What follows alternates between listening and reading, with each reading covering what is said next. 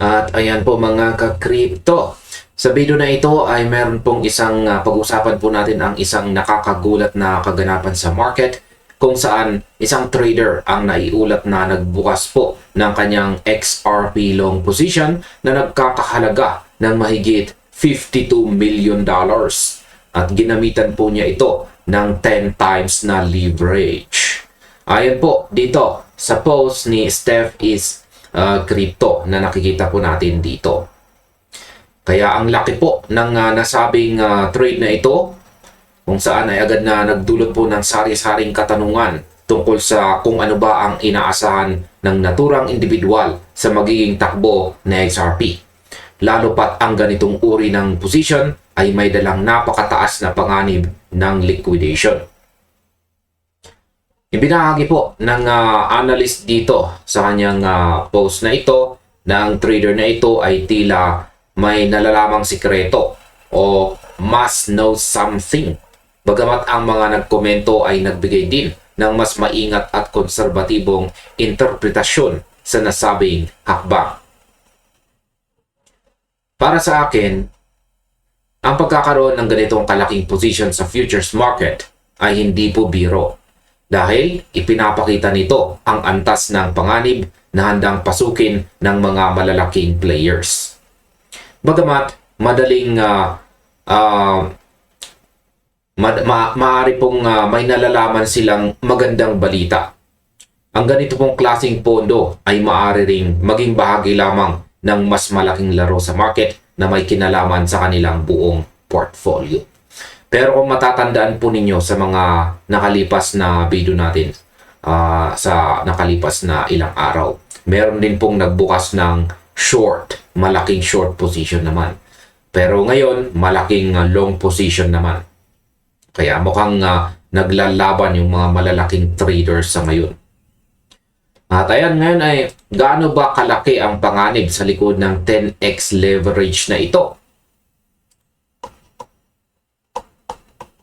Kung susuriin po natin ang mga numero sa pamamagitan po ng 10x leverage, ang $52 million na XRP position ay nangangailangan po ng humigit kumulang $5.2 million bilang collateral o margin.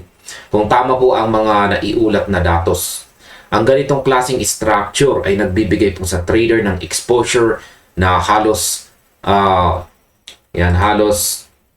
10 times larger than the capital committed as margin.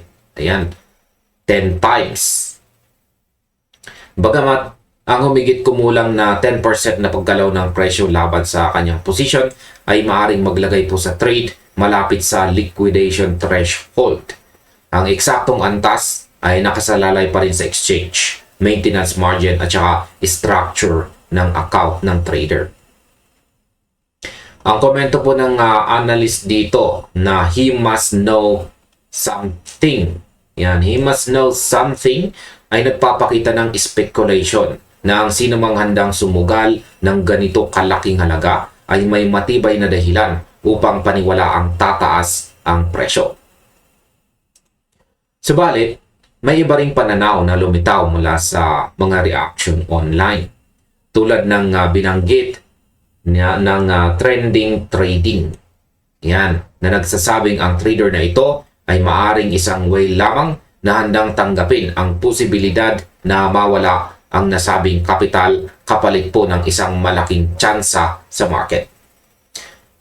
Ang para po sa akin, ang ganitong klase ng high risk trade ay madalas na nagdudulot ng maling akala sa mga nagbabantay dahil hindi natin alam kung may iba pa silang hawak na pondo na sumasalo sa kanilang panganib o risk. Ngayon ay paano nito binabago ang galaw ng derivatives market at saka open interest? Ang isang position na kasing laki po nito ay tiyak na may kakayahang maimpluwensyahan ang aktibidad ng derivatives market sa pamamagitan ng pagpapataas ng open interest.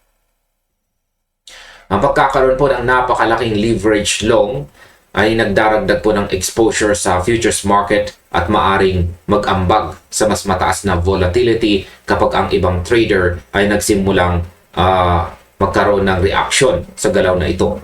Kapag nagsimulang tumaas po ang presyo ng XRP, ang mga short positions ay maaring mapuwersa sa liquidation na siyang magdaragdag ng dagdag na buying pressure sa market. Sa kabilang banda naman, ang matalim na pagbagsak ng presyo ay maaari ding magtulak sa mga long liquidation at magpalala sa selling pressure. Ang para po sa akin, ang posisyong ito ay lumilikha ng isang mabigat na sitwasyon na maaaring magpabilis po ng volatility kay XRP kung mananatili itong bukas sa panahon ng malaking paggalaw ng presyo. Gayunpaman, mahalagang tandaan po natin na ang simpleng pagkakaroon ng ganitong trade ay hindi po patunay na ang individual ay may hawak na opisyal o lihim na impormasyon.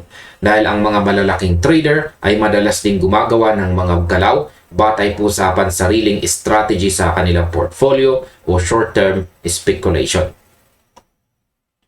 At ngayon ay may katotohanan ba ang mga speculation tungkol sa insider information? Ang komento po ni Steph is Crypto ay nagbunga ng iba't ibang haka-haka sa kung ang trader ba ay nagpuposisyon bago ang isang mahalagang kaganapan na may kinalaman kay XRP. Kadalasan, ang mga trader ay nagdaragdag ng exposure bago ang mga inaasahang desisyon sa regulasyon, mga pagbabago sa batas, launching ng mga institutional products, o kaya ay mga malalaking integration sa technology. Subalit sa kabilang banda, ang mga malalaking leverage positions ay maaari ring magbigay ng mga maling senyales o misleading signals sa publiko. Minsan, ang isang whale ay may iba pang position sa ibang lugar na nag-aalis o nag-offset ng bahagi ng risk tulad ng mga spot holdings o options. Kaya ang nakikitang $52 million long ay maaring hindi po kumakatawan sa kanilang buong market exposure. At ayan mga ka-crypto, sa kabuuan, ang mga retail traders ay naghahanap po na ito po nakaharap po sa iba-ibang antas at panganib o risk kapag pinapanood nila ang mga ganitong kalaking trades. Ang paggaya po sa isang highly leveraged whale position nang hindi po nalalaman ang mas malawak na strategy nito ay tiyak na maglalagay po sa mas maliit na account sa panganib ng mabilis na liquidation. Sa ngayon, ang naiulat po na $52 million XRP long position dito ay nananatiling isang kapansing-pansing senyales ng pagpuposisyon at hindi po isang opisyal na confirmation na ang trader ay may hawak na maagang impormasyon tungkol sa mga susunod na kaganapan sa industriya ng finance ngayong taon. At ayun mga ka-crypto, hanggang dito na lamang po tayo sa video na ito. Marami pong salamat sa inyong panonood. At kung nagustuhan po ninyo ang panonood sa video na ito, maaari na rin po ninyong isunod na panoorin ang recommended video natin dito.